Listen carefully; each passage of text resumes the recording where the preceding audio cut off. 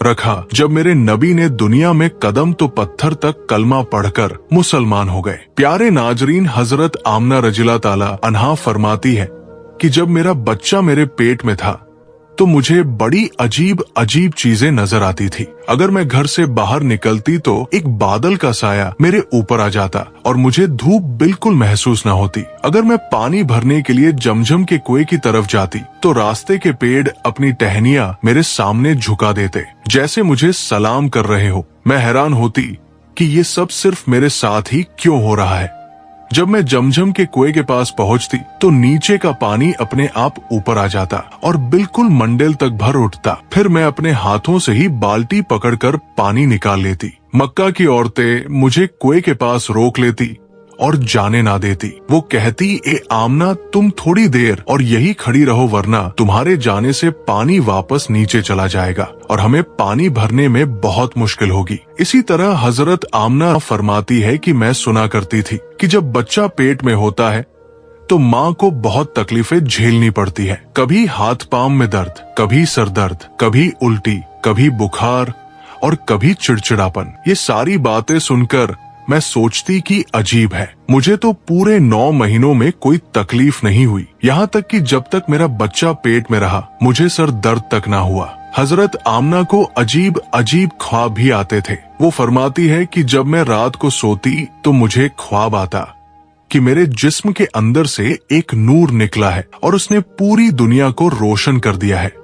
ये सब देखकर मुझे यकीन हो चुका था कि मेरे पेट में जो बच्चा है वो यकीनन कोई आम इंसान नहीं। पैगंबर हजरत मोहम्मद मुस्तफा सल्लल्लाहु ताला अलैहि वसल्लम जब अपनी माँ हजरत आमना के पेट में थे तो एक रोज आपकी दादी ने आपके दादा को इशारे से बुलाया और कहा, आपको मालूम है ये बहू आमना बहुत महंगा इत्र लगाती है, मैं तो परेशान हो चुकी हूँ, आप जरा आमना से इस बारे में पूछिए। ये सुनकर आपके दादा ने कहा, इस बारे में तू ही पूछ लेती, तूने क्यों नहीं पूछा? तो आपकी दादी ने कहा, मैंने कई मर्तबा कोशिश की, लेकिन जब भी मैं आमना के सामने जाती हूँ तो उसका नूरानी चेहरा देखकर खामोश हो जाती हूँ। आमना के चेहरे पर इतनी चमक आ गई है कि मैं कुछ पूछ ही नहीं पाती, आप ही जाकर पूछ लीजिए। ये सुनकर आपके दादा ने कहा, तू औरत जात है, घर में रहती है, लेकिन मैं मर्द हूँ, घर से बाहर निकलता हूँ, मक्का में कुरैश का सरदार हूँ।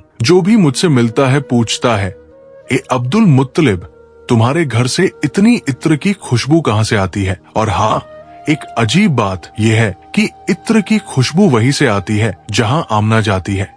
अगर आमना रसोई में जाती है तो खुशबू वहीं से आती है, अगर गुसल खाने में जाती है तो खुशबू वहीं से आती है, अगर बैठकी में जाती है तो खुशबू वहीं से आती है। और ये कोई मामूली इत्र नहीं है, ना इराक का ना मिस्र का, ये तो कोई खास ही इत्र है।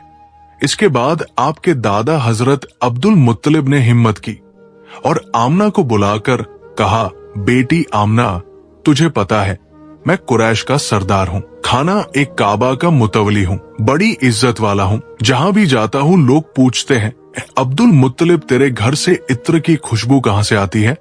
बेटी, मैं तो इत्र नहीं लगाता, तेरी माँ भी इत्र नहीं लगाती, तू ये इत्र कहाँ से लाती है? ये सुनकर हजरत आमना की आंखों में आंसू आ गए और वो बोली, अब्बा जान, मैं आपको क्या बताऊं, मैंने सारी जिंदगी कभी कोई इत्र नहीं लगाया, मुझे अच्छे और बुरे इत्र की पहचान भी नहीं, मैंने आज तक किसी इत्र वाले से इत्र नहीं खरीदा। मगर अब्बा जान, मैं आपको एक राज की बात बताती हूँ। फिर हजरत आमना ने अपने पेट पर हाथ रखा और कहा, अब्बा जान, ये सब इस आने वाले मेहमान की बरकत है, आपने तो सिर्फ खुशबू महसूस की है, अगर मैं आपको और बातें बता दूं तो आप मुझे दीवानी कहेंगे। ये सूरज कई बार मुझे सलाम करता है, ये चांद कई बार मुझे सलाम करता है, और यही नहीं, जब मैं सोती हूँ तो ऐसी ऐसी औरतें मेरे सामने खड़ी होती हैं जिन्हें ना मैंने कभी देखा और ना आपने वो औरतें मेरे ऊपर हवा करती है। हुजूर सल्लल्लाहु अलैहि वसल्लम के दादा हजरत अब्दुल मुत्तलिब दिन रात काबे के पास जाकर काबे का गिलाफ पकड़कर रोकर दुआ करते,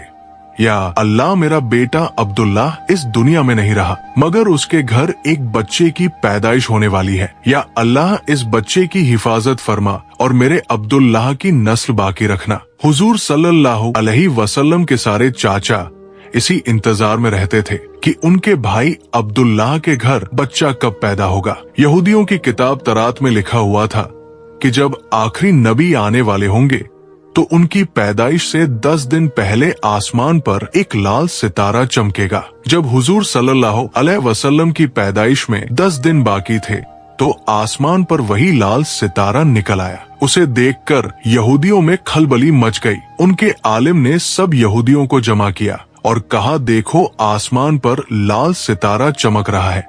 इसका मतलब है कि आखिरी नबी आने वाले हैं। जाओ और मालूम करो कि इस वक्त मदीना मुनव्वरा में किसके यहाँ लड़के की पैदाइश में 10 दिन बाकी है। यहूदी मदीने गए और मालूम किया तो बहुत सी औरतें हमल से थी, मगर किसी का वक्त करीब नहीं आया था। किसी के 2 महीने बाकी थे, किसी के 4। वो आलिम के पास लौटे और कहा कि मदीने में ऐसा कोई बच्चा अभी पैदा होने वाला नहीं। आलिम ने जवाब दिया, अब मक्का जाकर देखो। सारे यहूदी मक्का पहुँचे और मालूम किया कि वहाँ किन घरों में पैदाइश होने वाली है।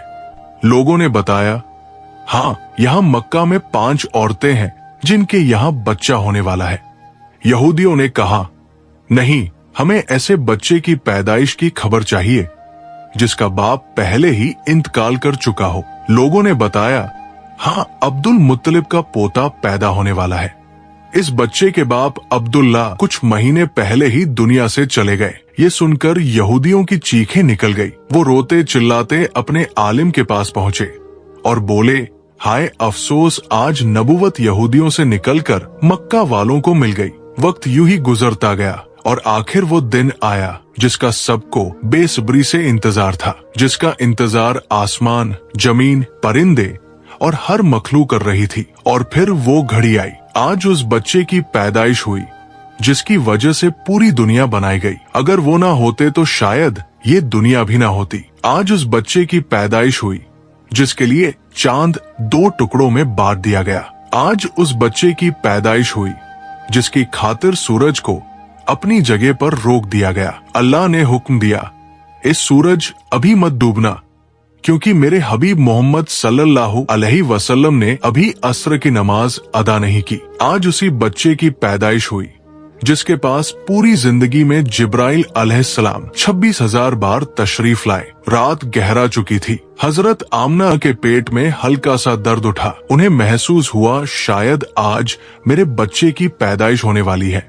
उन्होंने हजरत अब्दुल मुत्तलिब को ये खबर दी। हजरत अब्दुल मुत्तलिब ने मोहल्ले की दाई हजरत शिफा को बुलाकर कहा, आज रात तुम आमीना के साथ ही रहो, क्योंकि मेरे बेटे अब्दुल्लाह के घर बच्चा पैदा होने वाला है। रात धीरे धीरे गुजरती गई। चांद खामोश होकर बादलों में छुप गया। हजरत आमीना फरमाती है, जिस रात मेरे घर बच्चे की पैदाइश हुई उस वक्त गरीबी का ये आलम था कि चिराग में तेल जलाने के भी पैसे नहीं थे। यही वो गरीबी की रात थी जिसमें हमारे आका सल्लल्लाहु अलैहि वसल्लम इस दुनिया में तशरीफ लाए। उस रात हजरत अब्दुल मुत्तलिब और उनके सारे बेटे घर के बाहर बैठे रहे। वो सोचते रहे, अगर अब्दुल्लाह की बीवी के साथ कोई हादसा हो गया तो हम फौरन इलाज का इंतजाम करेंगे। पूरी रात कोई नहीं सोया। रात ढलती जा रही थी। चांद खामोश होकर डूब चुका था। हर तरफ अंधेरा ही अंधेरा था। घर के अंदर भी अंधेरा, घर के बाहर भी अंधेरा। सहरी का वक्त हो चुका था कि अचानक हजरत आमना के पेट में तेज दर्द उठा और वो समझ गई कि अब पैदाइश का वक्त आ गया है। उन्होंने दाई शिफा को आवाज दी, मुझे दर्द हो रहा है। 1 घंटा पैदाइश का वक्त गुजरा और फिर सुबह होने से कुछ पहले हमारे प्यारे आका सल्लल्लाहु अलैहि वसल्लम इस दुनिया में तशरीफ ले आए। हुजूर सल्लल्लाहु अलैहि वसल्लम की पैदाइश पर 3 बड़ी अजीब निशानियां सामने आई, जिन्हें देखकर दाई शिफा भी हैरान रह गई। पहली चीज, जब बच्चा पैदा होता है तो उसकी नाफ माँ की आंत से जुड़ी होती है, मगर हमारे हुजूर सल्लल्लाहु अलैहि वसल्लम की नाफ माँ की आंत से बिल्कुल अलग थी। दूसरी चीज, जब बच्चा पैदा होता है तो उसके साथ बहुत गंदगी निकलती है, लेकिन हमारे आका सल्लल्लाहु अलैहि वसल्लम जब पैदा हुए तो उनके साथ नजासत का एक कतरा भी नहीं निकला। तीसरी चीज, जब लड़का पैदा होता है तो उसका खतना नहीं हुआ होता, लेकिन हमारे प्यारे आका सल्लल्लाहु अलैहि वसल्लम का खतना माँ के पेट के अंदर ही हो चुका था। दुनिया में आपका खतना नहीं किया गया। ये 3 बातें देखकर दाई शिफा घबरा गई और हजरत आमीना रजी अल्लाह ताला अन्हा से बोली, ए आमीना, मैंने अपनी सारी जिंदगी में ऐसा बच्चा नहीं देखा। फिर हजरत शिफा ने हुजूर सल्लल्लाहु अलैहि वसल्लम को अपनी गोद में लेकर एक तरफ जमीन पर लिटा दिया। जैसे ही उन्होंने लिटाया, हुजूर नबी करीम सल्लल्लाहु अलैहि वसल्लम ने अचानक करवट बदली और घुटनों के बल झुककर सीधे सजदे में चले गए। ये देखकर हजरत आमना रजिला ताला अन्हा की हैरानी की इंतहा न रही। हुजूर नबी करीम सल्लल्लाहु अलैहि वसल्लम पूरे 15 मिनट तक सजदे में रहे। फिर आपने सर उठाकर आसमान की तरफ उंगली से इशारा किया और सारी दुनिया को बता दिया, ऐ लोगों, इस दुनिया को पैदा करने वाली जात सिर्फ अल्लाह ही की है। हजरत आमना फरमाती है, जब मैंने अपने बच्चे को गोद में लिया तो अचानक देखा कि आसमान के तारे जमीन के करीब होते जा रहे हैं। फिर अचानक एक बादल का साया मेरे कमरे के अंदर आया और मेरी गोद से मेरा बच्चा उस बादल के साए में गायब हो गया। उस बादल के अंदर से एक आवाज आई, ए जिब्राइल अलैहिस्सलाम, इस बच्चे को पूरी दुनिया का चक्कर लगवाओ, इसे सारे नबियों की खूबियां अता करो, इसे यूसुफ की खूबसूरती दो, अय्यूब का सब्र दो, इब्राहिम की दोस्ती दो और दाऊद की मीठी जुबान दो। हजरत आमीना फरमाती है, थोड़ी देर बाद वो बादल का साया हट गया और मैंने देखा कि मेरा बच्चा फिर मेरी गोद में लेटा हुआ था। सुबह होने ही वाली थी कि दाई शिफा बाहर निकलकर हुजूर सल्लल्लाहु अलैहि वसल्लम के दादा हजरत अब्दुल मुत्तलिब को खुशखबरी देने पहुंची। उसने कहा, ए अब्दुल मुत्तलिब, तुझे पोता मुबारक हो। ये सुनकर रात भर जागे हुए अब्दुल मुत्तलिब के होश उड़ गए। वो इस कदर हैरान थे कि आमना के घर इतना खूबसूरत बच्चा पैदा हुआ है। सारे चाचा भी अपने भतीजे को देखकर बेहद खुश हुए। यहाँ तक कि जब अबू लहब की बांदी सोबिया ने जाकर अबू लहब को ये खुशखबरी सुनाई, हे अबू लहब, तुझे भतीजा मुबारक हो, तो ये सुनकर अबू लहब इतना खुश हुआ कि उसने अपनी बांदी सोबिया से कहा, जा, मैंने तुझे अपने भतीजे की खुशी में आजाद कर दिया। हजरत अब्दुल मुत्तलिब बहुत बूढ़े हो चुके थे, मगर खुशी इतनी ज्यादा थी कि वह अपने पोते को गोद में लिए काबा की तरफ दौड़ते चले गए। सारे मक्का वाले भी खुशी से नारे लगाने लगे, लेकिन अब्दुल मुत्तलिब ये कहाँ जानते थे कि उनका पोता वो इंसान है जिसकी खातिर अल्लाह ने ये पूरी दुनिया बनाई। उनका पोता इतना बड़ा इंसान है कि अल्लाह ने मेराज की रात उसे जमीन से उठाकर 7वें आसमान पर अपने सामने बिठाया और उससे बातें की। ये वही पोता है जिसे अगर मायूस देखा जाए और उसकी आंखों में आंसू आ जाए तो आसमानों पर टहलका मच जाता है। हजरत अब्दुल मुत्तलिब ने काबा का गिलाफ पकड़कर अपने पोते के लिए दुआएं मांगी और फिर उसका नाम रखा मोहम्मद। मोहम्मद का मतलब है वो इंसान जिसकी बहुत ज्यादा तारीफ की जाए। ये नाम सुनकर मक्का वाले कहने लगे, अब्दुल मुत्तलिब, ये कैसा अजीब सा नाम तुमने अपने पोते का रख दिया है। हमने तो आज तक ऐसा नाम नहीं सुना। मगर अब्दुल मुत्तलिब कहाँ जानते थे कि यही बच्चा एक दिन इतनी शान पाएगा कि लोग उसके पीछे चलेंगे। एक बार हुजूर अकरम सल्लल्लाहु अलैहि वसल्लम मदीने में अपने सहाबा के साथ बैठे हुए थे। तभी आपके चाचा हजरत अब्बास रजिला ताला अन्हु ने फरमाया, ए अल्लाह के रसूल, मुझे बचपन ही से मालूम था कि आप बड़े होकर कोई बहुत बड़े इंसान बनेंगे। हुजूर सल्लल्लाहु अलैहि वसल्लम ने पूछा, ए चाचा जान, आपको कैसे पता चला? तो हजरत अब्बास ने जवाब दिया, अल्लाह के रसूल, जब आप सिर्फ 2 महीने के थे तो एक रात मैंने आपको देखा कि आप चारपाई पर अकेले लेटे रो रहे थे। मैंने आपको चुप कराने की कोशिश की, मगर आपने मेरी तरफ नहीं देखा, बल्कि अचानक आसमान की तरफ देखकर मुस्कुराने लगे। मैं हैरान रह गया। फिर जब मैंने भी आसमान की तरफ देखा तो मेरी आंखें फटी की फटी रह गई। मैंने देखा कि चांद आपकी उंगली के इशारे पर नाच रहा है।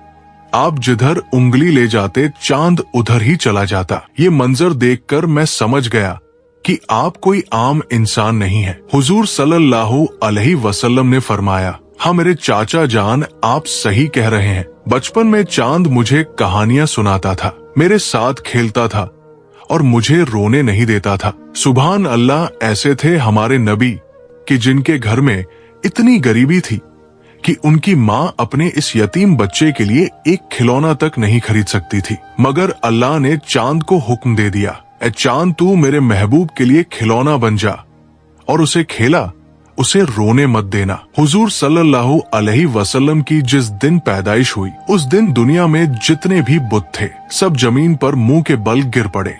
ईरान के बादशाह के दरबार में एक आग थी जो 1000 साल से लगातार जल रही थी। लोग उसकी पूजा करते थे, मगर हुजूर नबी करीम सल्लल्लाहु अलैहि वसल्लम की पैदाइश के वक्त अचानक वो आग बुझ गई और उस बादशाह ने अपने महल में अपनी शक्ल की 14 लाइटें बनवा रखी थी, मगर हुजूर सल्लल्लाहु अलैहि वसल्लम की पैदाइश पर वो सारी लाइटें जमीन पर गिर पड़ी। अगले दिन दोपहर के वक्त एक यहूदी आदमी अपना सामान बेचने के लिए मक्का आया हुआ था। वो यहूदी आसमान की तरफ देख रहा था और उसे सारी निशानियां नजर आने लगी जो आखिरी नबी की पैदाइश की खबर देती थी। उसने मक्का वालों से पूछा, आज किसी के यहाँ बच्चा पैदा हुआ है?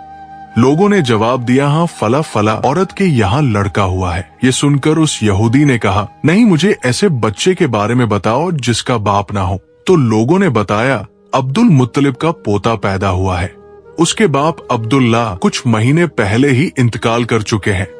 ये सुनकर यहूदी बोला, मुझे उस बच्चे को दिखाओ, मैं उसे अपनी आंखों से देखना चाहता हूँ। फिर वो यहूदी हजरत आमना रजिला ताला अन्हा के घर पहुँचा। उसने हुजूर को अपनी गोद में लिया। फिर अचानक उसने बच्चे को पलट कर देखा और हुजूर नबी करीम सल्लल्लाहु अलैहि वसल्लम की पीठ की तरफ निगाह डाली। बस उसकी चीखें निकल गई, क्योंकि हुजूर नबी करीम सल्लल्लाहु अलैहि वसल्लम की पीठ पर नबूवत की मुहर लगी हुई थी। जब उस यहूदी ने नबूवत की ये मुहर देखी तो वो रोने लगा और कहने लगा, हाय अफसोस, आज यहूदियों के हाथ से नबूवत निकल गई। यही अल्लाह का आखिरी रसूल है। मक्का के लोग जो पहले से ही हजरत अब्दुल मुत्तलिब से मन में जलन रखते थे, ये देखकर और भी हैरान रह गए कि जो काहिन आता है वो इन्हीं के दरवाजे पर आता है, जो राहिब आता है वही इन्हें खुशखबरी सुनाता है, और जो भी आता है इनके ही बारे में पेशिन गोई करके चला जाता है। लोगों के दिलों में जनाबे अब्दुल मुत्तलिब और इस बच्चे के लिए हसद की आग भड़कने लगी। मक्का की सरजमीन पर सैकड़ों बच्चे पैदा हुए, मगर किसी के बारे में ऐसी बातें कभी ना सुनी गई। ये हसद जो पैदाइश के पहले लम्हे से शुरू हुआ, आगे चलकर मजहबी दुश्मनी में बदलने वाला था। यहूदी आलिम फिर पुकार उठा, मैंने इस बच्चे को पहचान लिया है, मैं इसी की तलाश में मक्का आया था। जनाबे अब्दुल मुत्तलिब जो दीने इब्राहिमी पर कायम थे और कई राजों से वाकिफ थे। ये सुनकर फौरन बच्चे को वापस घर ले गए और उसे छुपा दिया। 4 दिन तक पैगंबर इस्लाम को पोशीदा रखा गया,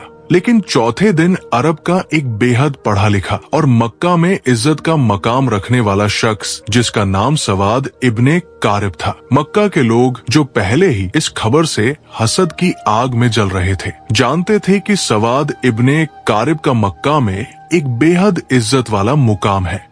अगर उन्होंने इस बच्चे के बारे में कोई बात कह दी या कोई पेशिन गोई कर दी तो अहले मक्का का हसद और भड़क जाएगा। इसीलिए जनाबे अब्दुल मुत्तलिब ने सख्त लहजे में कहा कि मैं अपने पोते को इस वक्त किसी मजमाए आम में नहीं ला सकता। लेकिन सवाद इब्ने कारिब की बेचैनी बढ़ती जा रही थी। उन्होंने गुजारिश की तो कम से कम मुझे उस बच्चे तक पहुंचा दीजिए। जनाबे अब्दुल मुत्तलिब ने कुछ सोचकर कहा, हाँ ये मुमकिन है, लेकिन मेरे और तुम्हारे अलावा कोई मौजूद नहीं होगा। इस तरह तुम्हारा मकसद भी पूरा हो जाएगा और हसद का मसला भी नहीं उठेगा। चुनांचे वो उन्हें साथ लेकर जनाब अमीना के मकान में दाखिल हुए। जैसे ही गहारे के करीब पहुंचे और बच्चे से कपड़ा हटाया तो एक अजीबोगरीब नूर पूरे कमरे में फैल गया। सवाद इब्ने कारब जो पढ़े लिखे और इल्म वाले शख्स थे, समझ गए कि ये वही अलामत है जिसकी खबर किताबों में है।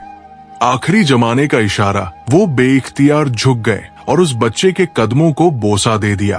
फिर जनाब अब्दुल मुत्तलिब से मुखातिब होकर कहा, आप गवाह रहिएगा, मैं इस बच्चे पर अभी से ईमान ला रहा हूँ। मुझे मालूम है कि मैं उस वक्त तक जिंदा नहीं रहूंगा जब ये बच्चा ऐलान रिसालत करेगा, मगर मैं आज ही गवाही देता हूँ कि ये अल्लाह का आखिरी रसूल है।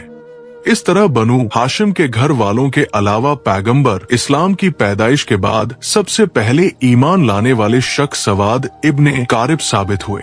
ये वाकया हुजूर अकरम सल्लल्लाहु अलैहि वसल्लम की पैदाइश के चौथे दिन का है। फिर 7वें दिन हजरत अब्दुल मुत्तलिब ने अपने पोते का अकीका किया और पूरे मक्का के लोगों को दावत अकीका में बुलाया। लेकिन उस वक्त से ही कुछ लोग हजरत अब्दुल मुत्तलिब के दुश्मन बन चुके थे और दिल ही दिल में सोच रहे थे कि अगर ये बच्चा बड़ा हो गया और इसने ऐलान नबूवत कर दिया तो हमारे लिए तो बस तबाही ही तबाही है।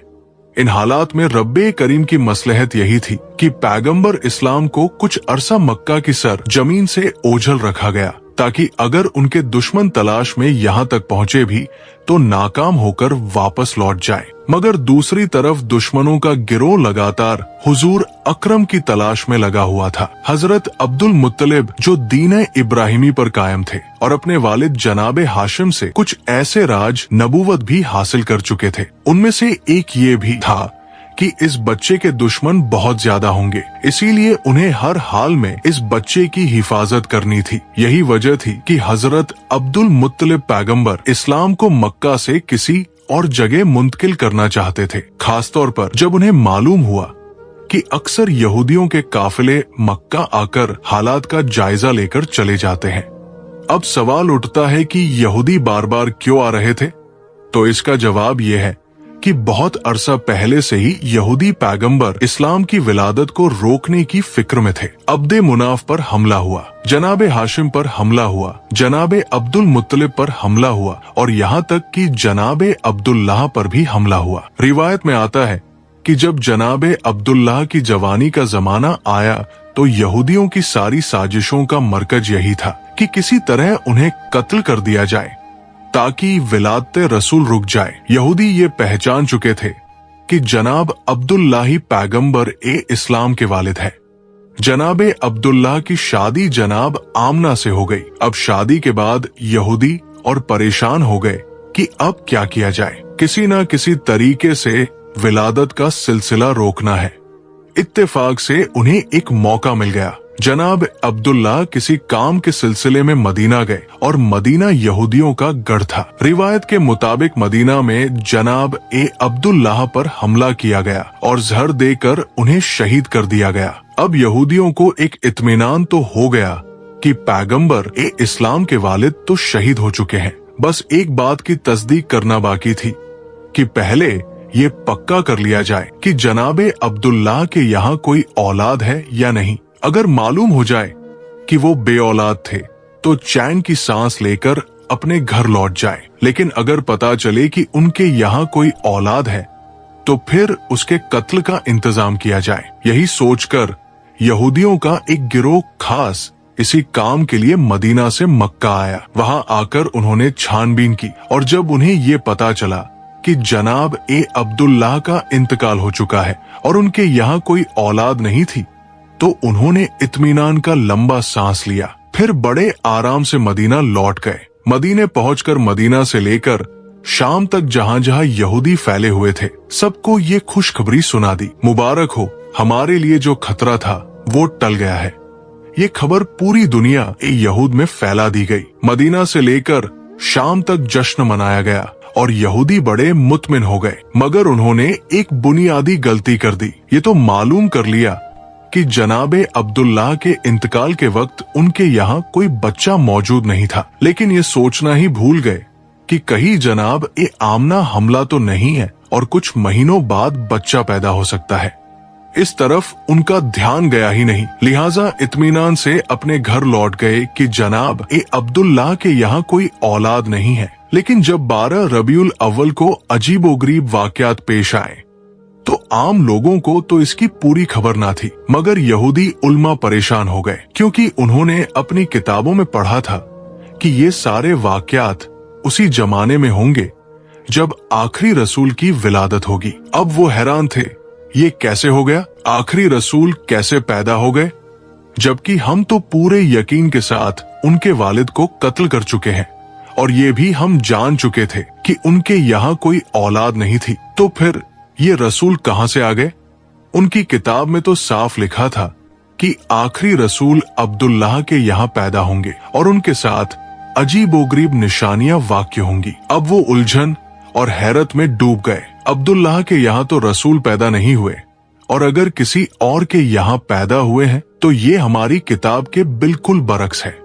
फौरन एक गिरोह तैयार किया गया ताकि मक्का जाकर तहकीक की जाए। जब ये लोग मक्का पहुंचे तो उस वक्त पैगंबर इस्लाम को मक्का से हजरत हलीमा सादिया के मकान में मुंतकिल किया जा चुका था और उनकी पैदाइश को 2 महीने गुजर चुके थे। अब यहूदी परेशान होकर तलाश करने लगे कि कौन सा बच्चा ऐसा है जो 2 माह पहले पैदा हुआ हो, मगर कोई भी बच्चा नजर नहीं आ रहा था। किसी से पूछना भी मुमकिन नहीं था, क्योंकि मक्का में यहूदी 2 बार पहले साजिश कर चुके थे। एक बार जनाबे अब्दुल्लाह पर हमला और उसके बाद जनाबे आमीना के बारे में तहकीक। इसलिए अब मक्का वाले होशियार हो चुके थे, खासतौर पर बनु हाशिम का खानदान जो इन पर सख्त नजर रखे हुए था। यहूदियों का कोई गिरोह किसी से खुलकर सवाल नहीं कर सकता था, बस एक एक घर पर नजर रखते, मगर कोई 2 महीने का बच्चा कहीं नजर नहीं आता। नाकाम होकर वापस लौट जाते, फिर कभी आते कभी जाते और बार बार तहकीक करते, मगर हर बार नाकाम रहते, क्योंकि उस वक्त पैगंबर इस्लाम मक्का से बाहर थे। फिर जब नबी करीम 6 साल की उम्र में मक्का वापस आए, उस वक्त यहूदियों का एक गिरोह मक्का में मौजूद था। जब नबी करीम की उम्र 7 साल हुई तो एक दिन उसी गिरोह की नजर आप पर पड़ गई। जैसे ही उनकी नजर इस मासूम बच्चे पर पड़ी, वो हैरत से दंग रह गए। इस बच्चे का चलने का अंदाज, बोलने का लहजा बिल्कुल वही था, और तरात की किताब के मुताबिक कहा आखिरी नबी की उम्र इस वक्त 7 साल होनी चाहिए। फिर उन्होंने आपस में तय किया, अगर यही बच्चा वाकई आखिरी नबी हुआ तो हमें उसे इस दुनिया से मिटाना होगा। ये नौजवान जो अपने दादा और चाचा के साथ चल रहा था, उसके चलने का अंदाज, बात करने का तरीका बिल्कुल वही था जो उनकी किताबों में आखिरी रसूल के लिए लिखा हुआ था। उसके सर पर बादल साया किए हुए था। वो जिस दरख्त के करीब से गुजरता उसकी शाख झुक जाती, जिस पत्थर के पास जाता पत्थर कलाम करने लगता, और वो जिस तरफ भी जाता अगर राह में कोई रुकावट होती तो रुकावट खुद ब खुद हट जाती। यहूदियों को ये तो यकीन हो गया था कि ये बच्चा अब्दुल मुत्तलिब का पोता है, मगर उनके दिल में ये भी खौफ था कि कहीं पहले की तरह हम धोखा ना खा जाए। वो सोच रहे थे ऐसा ना हो कि हम इस नौजवान को कत्ल करके मुतमिन हो जाए और फिर 20 साल बाद पता चले कि रसूल तो अभी जिंदा है। इसलिए इस दफा वो 100% यकीन करना चाहते थे कि यही नौजवान अल्लाह का सच्चा पैगंबर है। उनकी किताबों में लिखा था और उन्हें इस बात का पूरा इल्म था कि जो भी अल्लाह का रसूल होगा, चाहे पहला हो या आखिरी, लुकमाए हराम उसके हलक से नीचे नहीं उतर सकता, बल्कि हलक क्या उसके होठों तक भी नहीं पहुंच सकता। हराम के अलावा रिज्क मुस्तबा, यानी ऐसा रिज्क जिसका साफ पता ना हो कि हलाल है या हराम, वो भी रसूल के होठों को नहीं छू सकता। चुनांचे उन्होंने एक अजीब मंसूबा बनाया। मक्का में एक बेवा औरत रहती थी जिसका नाम जुबेदा था। उसने एक छोटा सा मुर्गी फार्म बना रखा था और मुर्गियों के अंडे बेचकर गुजारा करती थी। जो मुर्गी अंडे देने के काबिल न रहती उसे वो ज़बा करने के लिए बेच देती। यहूदियों ने सोचा ये एक ऐसा इम्तिहान है जिससे हमें पूरा यकीन हो जाएगा। रात के वक्त उन्होंने जुबैदा के घर में नकब लगाई और कुछ मुर्गियां चुरा लाए। अब जिन मुर्गियों को चोरी की नीयत से लिया वो तो रिस्क हराम हो गई, और जिनके बारे में ये सोचा कि बाद में उसकी कीमत अदा कर देंगे वो रिस्क मुस्तबा हुई। फैसला ये था कि किसी की चीज उठा लेना अगर हराम की मंजिल पर ना भी पहुंचे तो भी शक में जरूर आ जाता है। अगले दिन यहूदी हजरत अब्दुल मुत्तलिब के पास गए और उनको दावत दी कि हम आपके कबीला की दावत करना चाहते हैं। यहूदियों का असल मकसद पैगंबर इस्लाम का इम्तिहान लेना था, इसलिए उन्होंने हजरत अब्दुल मुत्तलिब से कहा, आप अकेले दावत में नहीं आएंगे बल्कि बनु हाशिम के सारे मर्द आएंगे और खासतौर पर आपके सब बेटे और पोते जरूर आए। हजरत अब्दुल मुत्तलिब ने मुस्कुराकर जवाब दिया, तुम ना भी कहते तो भी मेरी शर्त यही होती, क्योंकि मैं अपने पोते के बगैर किसी दावत में शरीक नहीं होता। यहूदियों के तो मानो दिल की मुराद पूरी हो गई। चुनांचे खाने का इंतजाम किया गया। उन्होंने अपने जहन में पहले ही तय कर रखा था कि ये वाला गोश्त और मुर्गी हराम है और ये हिस्सा मुस्तबा है। दावत में यहूदियों ने हजरत अब्दुल मुत्तलिब से कहा, ए रईस मक्का, ये दावत आपके एजाज में है, खाने का आगाज कीजिए। हजरत अब्दुल मुत्तलिब ने कहा, नहीं, जब तक मेरा पोता खाना शुरू नहीं करेगा हम लोग खाना नहीं खाएंगे। बस यहूदियों को तो यही चाहिए था। सारी तवज्जो रसूलुल्लाह की तरफ हो गई। उन्होंने कहा, आप बिस्मिल्लाह कीजिए। रसूल खुदा ने इत्मीनान से जवाब दिया, नहीं, ये रिज़्क़ हमारे लिए नहीं है। खाना तो दूर, ये हमारे होठों तक भी नहीं पहुंच सकता। यहूदियों ने हैरानी से पूछा, ये कैसे मुमकिन है? आप सल्लल्लाहु अलैहि वसल्लम ने फरमाया, हाँ, ये खाना हमारे लिए नहीं है। उन्होंने कहा, इजाजत दीजिए कि हम आपको खाना खिलाएं और देखें कि ये कैसे नहीं पहुंचता। पैगंबर ने मुस्कुराकर फरमाया, ठीक है, अगर खिला सकते हो तो खिलाओ। अब यहूदियों ने रोटी और गोश्त के साथ एक निवाला बनाकर हुजूर की तरफ बढ़ाया। मगर अजीब बात यह हुई कि जैसे ही वो निवाला हुजूर के होठों के करीब पहुंचा, ऐसा महसूस हुआ कि किसी ने जबरदस्ती उनका हाथ खोल दिया हो और निवाला दस्तरखान पर गिर पड़ा। एक बार, 2 बार, यहाँ तक कि 10 बार कोशिश की गई, मगर निवाला हुजूर के होठों से लग ही नहीं सका। वो करीब पहुंचता मगर हाथ अपने आप खुल जाता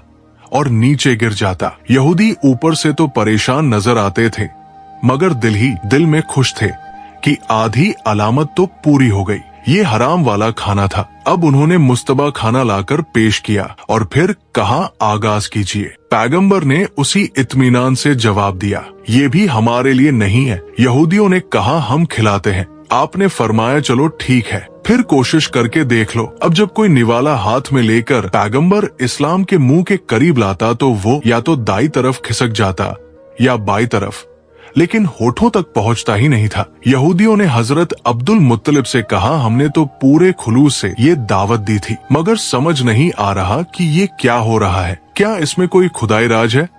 जनाब अब्दुल मुत्तलिब और पैगंबर ए इस्लाम दोनों समझ गए कि मामला क्या है, मगर कहने का मौका नहीं था। बनु हाशिम का सारा खानदान अपने घर लौट आया और यहूदियों को यकीन एक कामिल हो गया कि ये रसूल बरहक है। चुनांचे इसके बाद एक नए सिलसिले से साजिशें शुरू हो गई। अगर आपको ये बयान पसंद आया है तो बराए करम कमेंट बॉक्स में सल्लल्लाहु अलैहि वसल्लम जरूर लिखें और अपने शहर का नाम भी बताएं, ताकि हमें मालूम हो कि हजूर अकरम सल्लल्लाहु अलैहि वसल्लम के बयान की रोशनी कहाँ तक पहुँच रही है और किन किन शहरों से आप हमारे साथ जुड़े हुए हैं। और अगर आप चैनल पर पहली बार आए हैं तो चैनल को सब्सक्राइब करना ना भूलें। हम मिलते हैं आपसे अगली वीडियो में, तब तक के लिए अल्लाह हाफिज।